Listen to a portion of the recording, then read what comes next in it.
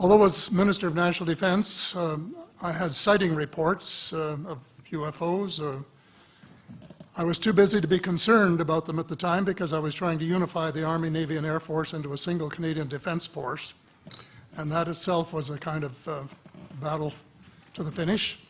So this was not high on my agenda. But about 10 years ago, I started getting interested due to a young man from Ottawa sending me material on the subject. I told him I was too busy to read it, but he had confidence that someday I would. He sent me a copy of Colonel Corso's book, The Day After Roswell. It took me a while to get around to reading it, but I took it for my summer reading in 2005 and was really impressed with what was contained in it. And what I thought to myself is there are huge issues here, huge issues. And the American people and the people of the world have a right to know what's going on because they're part of it. It's not just an isolated thing.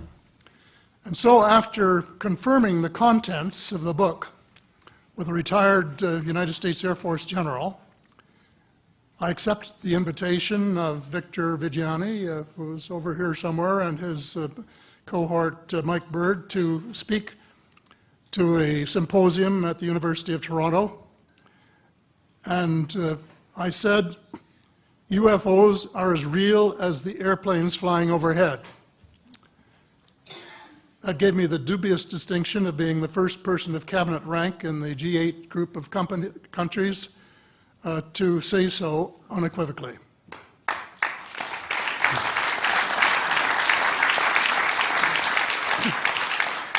First is that about in the 1960s sometime, there was a flotilla of UFOs headed south that crossed into NATO territory in Europe.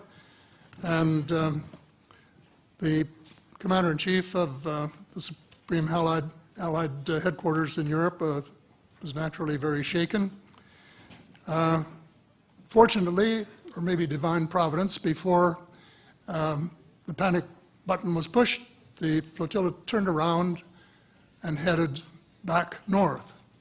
Obviously, they had thought maybe they were Russian and they were very concerned about it.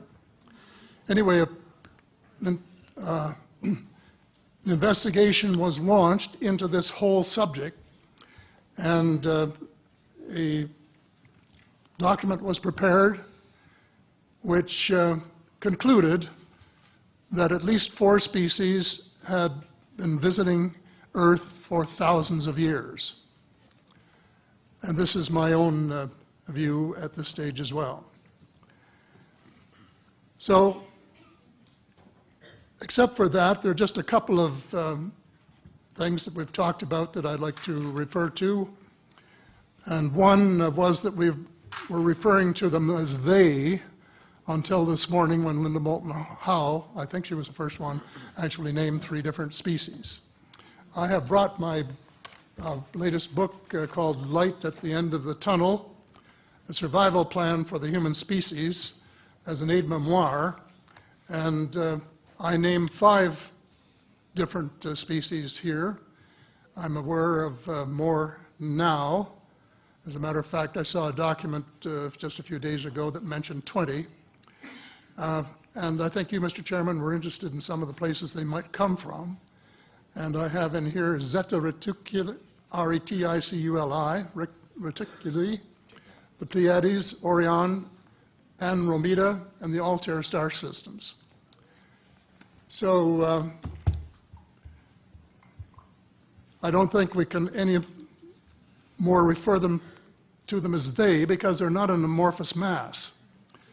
They are different species and consequently may have different agendas. I don't think we can say that they all have the same agenda any more than we could say that the United States, China, and Russia had the same agenda. Our real interests may be very similar, but as of now, our perceived interests are still quite far apart.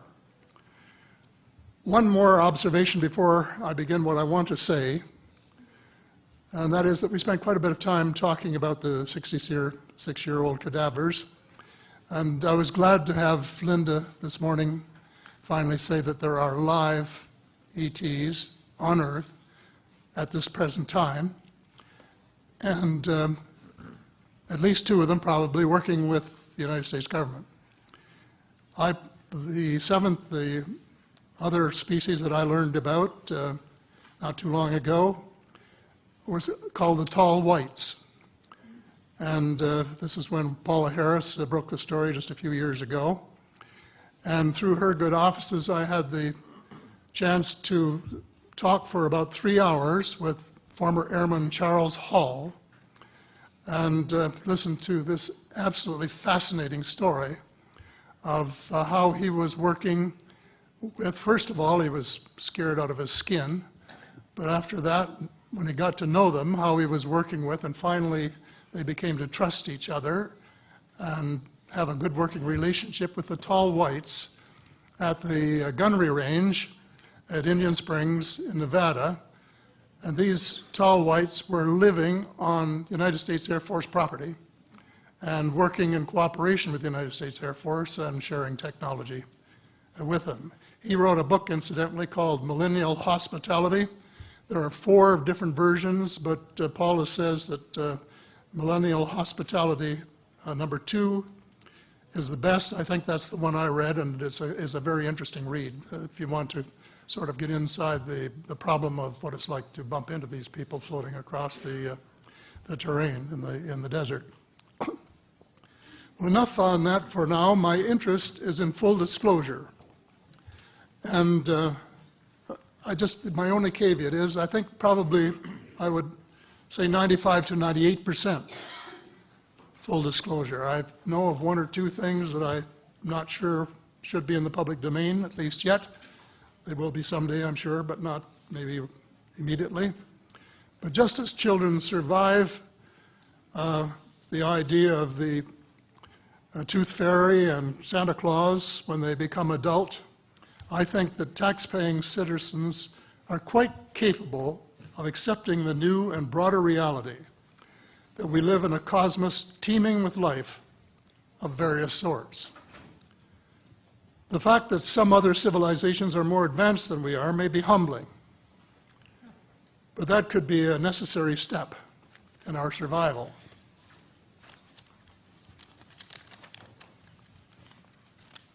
The world is an unholy mess. We have it best until the end of this decade. In my book, I said we have 10 years to stop global warming if we don't want it to be beyond the point of no return. 2 years has gone past since it was written, so I say we have until the end of the decade to arrest global warming. Yet our leaders don't even talk about it very much except in a superficial way. They appear to be more interested in starting wars to control more oil and, in effect, prolong the gravity of the threat. Of course, even if they took the problem seriously, they wouldn't have the finances to finance the transition from oil to the clean economy, to clean energy, because we have an infinitely silly banking and financial system in the Western world.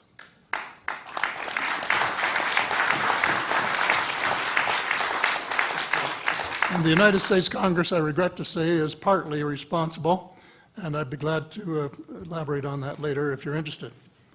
And finally, they need the technology for clean energy. And it exists, and it's being kept secret by the same vested interests who control our destiny. Who are these vested interests, and what are they up to?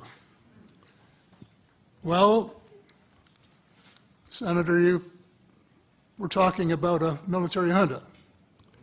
In my opinion, that is true, but I have broadened and deepened the definition to cabal, and the cabal comprises members of the Three Sisters: the Council on Foreign Relations, the Bilderbergers, and the Trilateral Commission, the International Banking Cartel, the Oil Cartel, members of various intelligence organizations, and select members of the military junta, who together have become a shadow government of not only the United States, but of much of the Western world.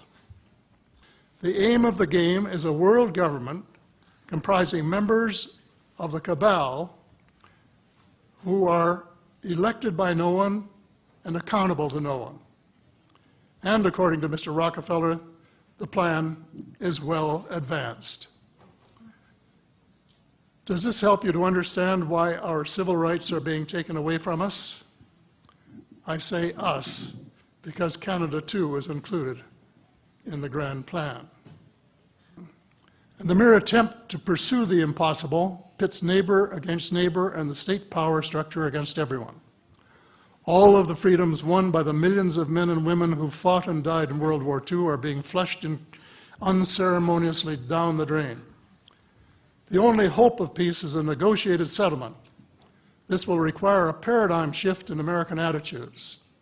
It involves a de facto renunciation of the plan for a new American energy and the adoption of a pledge of cooperation with all humankind to build the kind of world which we are collectively capable of. Young people everywhere need to be challenged by a noble cause. They need to be involved in arresting global warming, creating a banking system that is just and sustainable, and lead the way in the transformation to the new reality that we have to live in harmony with our celestial neighbors as well as seeking peace on earth. In a word, we have to become spiritual beings and practice the one tenet that the world's major religions have in common, and that is the Golden Rule. In this field, too, and I just want to read one paragraph in this. This is from the late Dr. John Mack, an American secular Jewish psychiatrist who became a world leader in interviewing abductees, or experiencers, as he called them, came to this conclusion in a startling book, Passport to the Cosmos. Quote, although the aliens are not themselves gods, their behavior is sometimes anything but godlike. Abductees consistently report that the beings seem closer to the Godhead than we are, acting as messengers, guardian spirits, or angels, intermediaries between us and the divine source. Thank you. Thank you very much.